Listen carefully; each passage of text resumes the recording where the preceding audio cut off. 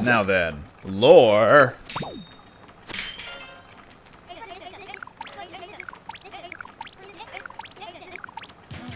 You got the hero Splatling. Cool. The most fashionable gear is crafted with the latest in textile technology, heating materials to produce smooth curves or distressing stiff fabrics to increase suppleness and change their look are common techniques. I guess an inside look as to how some of the fashion is made. Or why it's made the way it is. Gotta save 2 more Zapfish, and we can do that at areas 14 and 15. Parking garage, drive to the finish. Let's go see.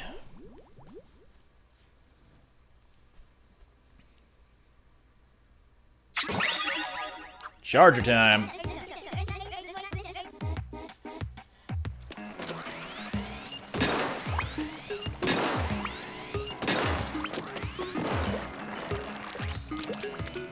Up we get up. Hang on.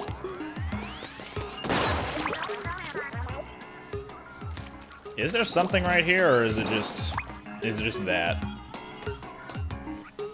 I'm assuming it's the latter.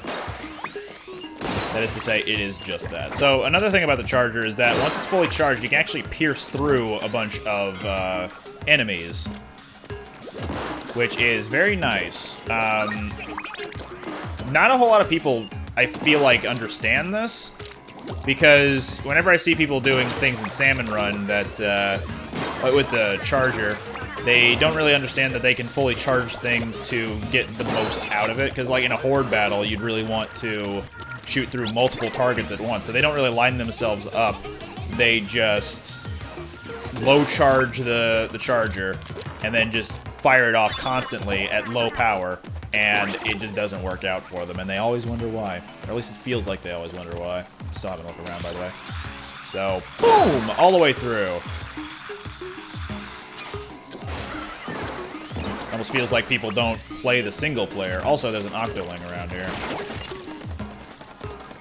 He's on the prowl.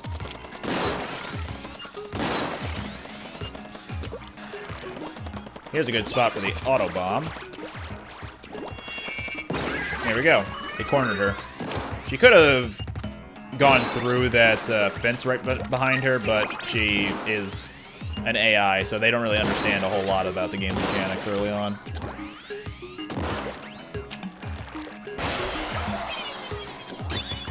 They almost feel like people who don't have a complete grip on the controls, but are kind of close to understanding. I can't reach him. He's got a much longer range than I do. So with the charger as well, it's also good to sneak around behind cover after you know you've got a like a tight spot. Just in general for multiplayer fights.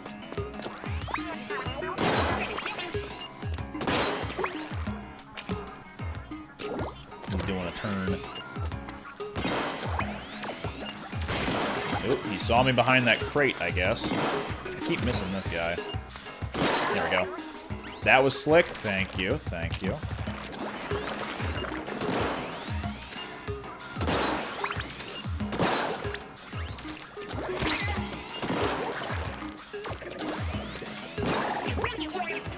This is basically teaching you that if you're going to be using a charger, stay behind cover where you can. Lets you be a little bit more offensive with the charger too. Like if you learn how to stay on the move. There we go. We got some good cover here.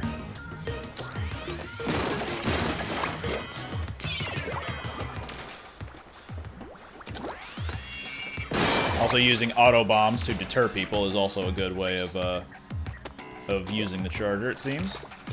Sunken scroll, just for free. Oh, thanks, Marie. I know you pay attention to me all the time. In case it was of any doubt, by the way, there is a charger in the game that, or a type of charger in the game that allows you to put a scope on the charger. So if you're having difficulty aiming down the sights just as normal, there's going to be a scope option for you available at some point called the Splatter Scope. And, yeah, that's helpful for if you need to make those more precise shots. Shoot those little switches, and obviously they interact with the world somehow. So now it's just a bunch of pointing and shooting.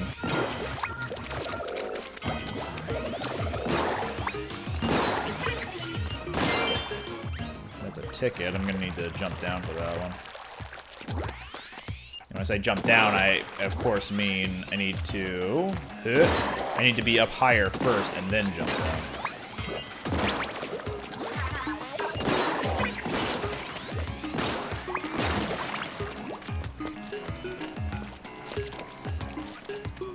Remember the sardine being in a very complex spot. Well, not complex, but it's... You have to do some weird flipping.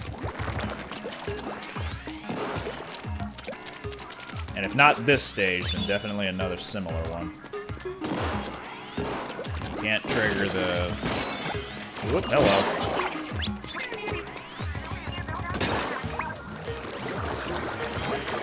Oh no.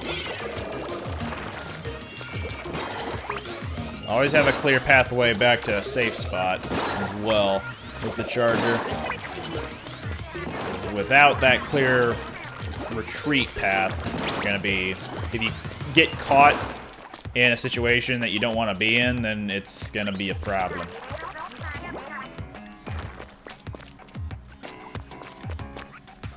I'm having a look around just to see if there is anything revealed at the moment.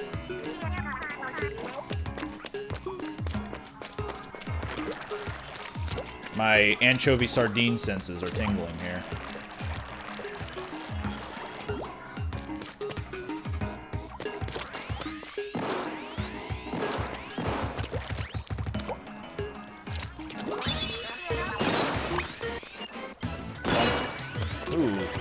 The ink storm. So just aim in a direction and toss the ink storm, and then a bunch of rain will start falling down. And it will just do flecks of ink to the ground, but it also can hit enemies. And it's a good way of stopping them in their tracks, because just even a little amount of enemy ink will damage them a little bit and also halt their forward movement. There's the sardine. I thought this was a different stage, I suppose.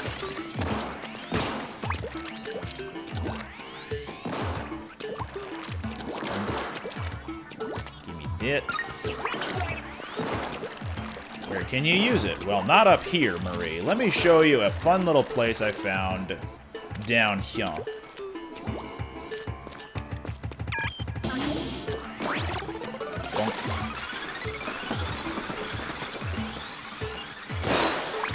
Hot. Damn. What a pow.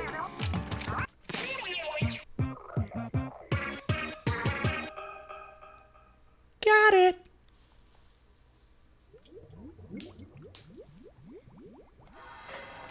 What do be our lore this time? Need to know about these squid boys and girls. The latest research has produced startling revelations about Inkling ink. Once thought to simply disappear after a while, Inkling ink is actually rapidly disintegrated by airborne microbes. Whoa. So that explains how it gets, like, how it shows up during a turf war but then disappears later. Well, there you go. Damn you, microbes. Oh, wait. Just one more for the boss kettle to open. You got it. Let's go to 15. Octoling Assault. Pump track it up. I didn't see if we had a Sheldon request for this one or if we just went in here with the sniper. I guess we just went in there with the sniper. More Octolings? Really? Okay, let's retrieve all 8 mini Zapfish. This is not bad. Also, this is another multiplayer stage called the Humpback Pump Track.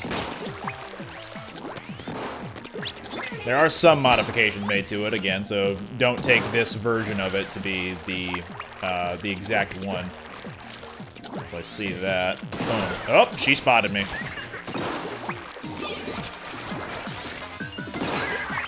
There we go. Scare her with the... Scare her with the Autobomb, and then attack her. That's basically how you do it. Just trying to see if there was anything else of note up there.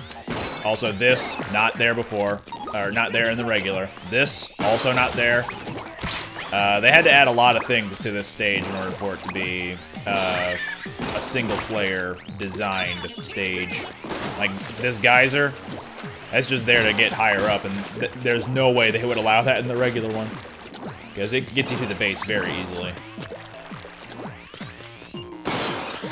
Also, these things... I can't remember what the sub-weapon is called, but you can throw a portable version of one of these. It'll last for only a couple of seconds, but while you're in it, your ink... If an enemy has thrown this, your ink will slowly deplete over time, and your movement is also hindered. So you don't want to be stuck in one of these, is the point I'm getting at.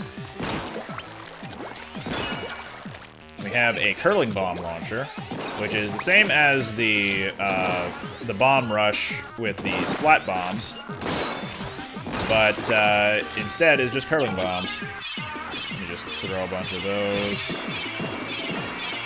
Not really using them offensively, more so trying to get more my turf covered. Okay, that looks like I need a key. But I have a key. Let me just grab the splashdown, I guess. Splashdown with sniper rifles is also fun because you know that people are going to be coming after you a lot of the time. So by using the splashdown, you incentivize them to come to you, and eventually you just dunk on them. Like so. Well, that was a bad example, but you get what I'm saying.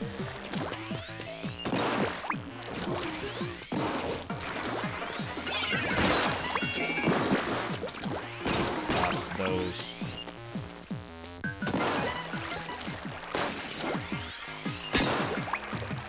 It looks like the shortcut that you can take in this stage is, like normally, is taken out of the single-player one. Normally there's like a little overhang right there-ish. Like a grate that you can jump onto if you are skilled enough with your jumps. That's another thing, too, about squid jumping and octoling jumping, is that you can set yourself up to stop anyone jumping in because they have a little indicator to say, hey, I'm jumping right here.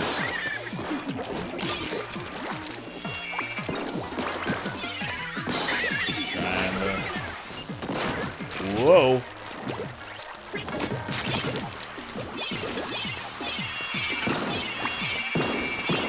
In regular play, I would not have gotten away with that. I guarantee it.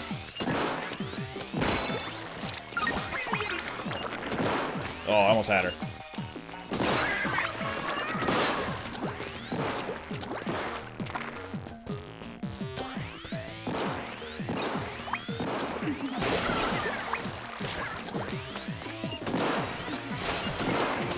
Okay. Oh, hello.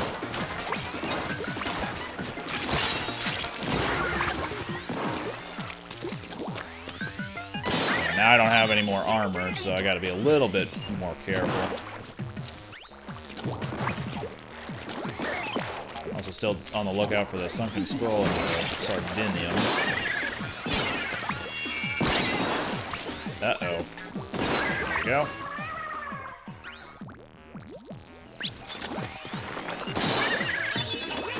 One left. And I'm not gonna gun for it specifically just yet. Some final cleanup opportunities. That is a Quest to Sean ticket for, I believe, extra money. Got her. Where would I be if I were some secret boxes? buddy, I know. Is there one there? Probably not.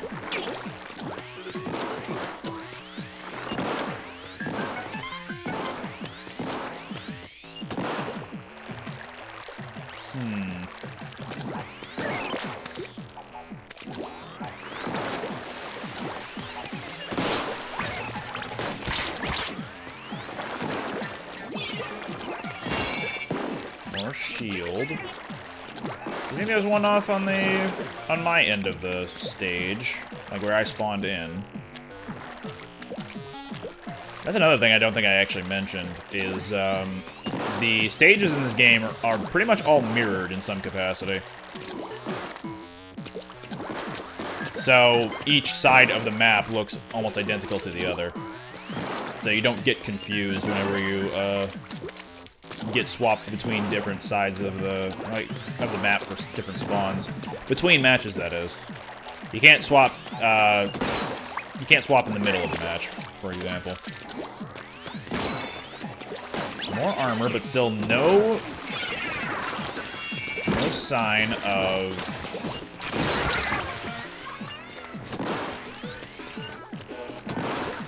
the other stuff. Toss that there. Got her. Oh, hello. Where I need to be, so what if I was going where I shouldn't be?